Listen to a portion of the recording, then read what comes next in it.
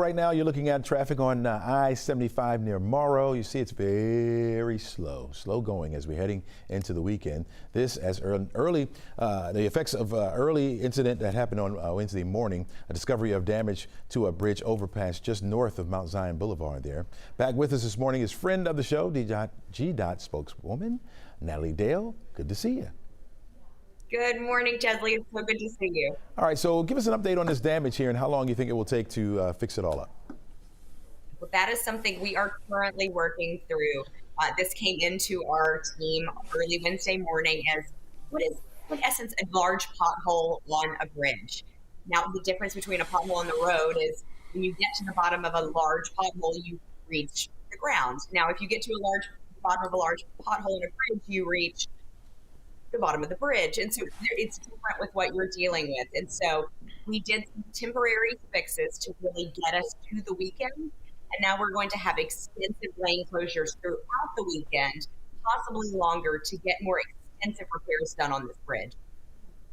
Talk to us about, if you can, the logistics that GDOT crews have to put into motion when emergencies like this pop up. Well, there are a lot of people on these calls, certainly, especially in these early morning hours, whether the call comes in from our hero units who notice something on the road, local law enforcement, our maintenance crews, our bridge teams are all dispatched to a site, oftentimes in the middle of the night, to begin important inspections, to look at what the issue is, to bring materials to the site, to quickly organize what a temporary repair could be to get the lane back open.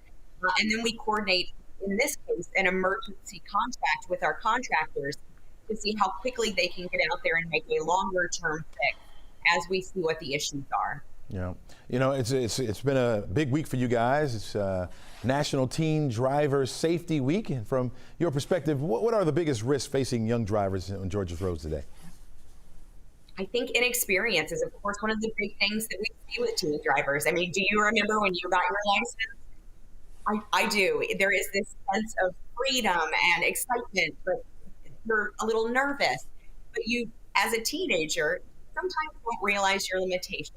And so things like extra speed, things like distracted driving, passengers in the back seat, these can all very quickly become very dangerous situations for young, inexperienced drivers. So we work at an early age with our Keep Georgia Safe program to get in the classroom, to talk to kids earlier than their teen years about what it takes to be a good driver, what it takes to be a good passenger in that car. And of course, as parents, we are the number one place that they are learning from. So we need to take a lot of responsibility with our actions and what they're watching on setting good examples for teen drivers. Yeah. What's the one thing parents can do today that could make the difference for their teens being safe behind the wheel?